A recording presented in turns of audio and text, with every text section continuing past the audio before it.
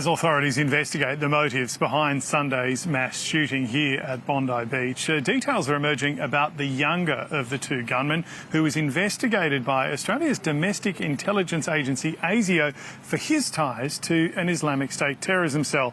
Our reporter Sean Rubenstein Dunlop joins us now with more. Sean, welcome to News Breakfast and thanks for your time this morning. What have you discovered about Naveed Akram's links to the Islamic State group and Australia's jihadist network?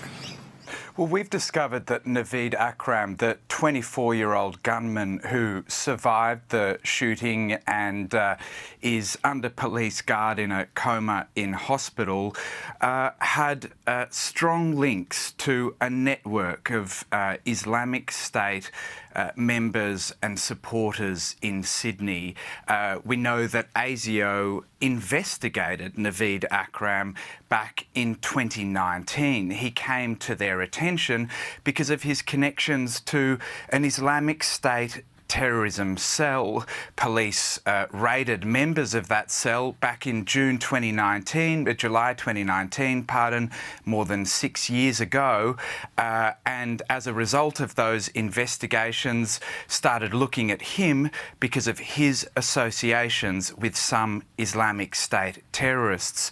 We can also reveal that counter-terrorism officials, speaking on condition of anonymity, have told us that Naveed Akram was a follower and associate of a notorious Sydney cleric called Wisam Haddad. We identified him in a Four Corners investigation earlier this year as a spiritual leader of Australia's pro-Islamic State network. Wisam Haddad has been on ASIO's radar for most of his adult life, for decades now, and he sits at the centre of a network of Australian terrorists and foreign jihadi leaders.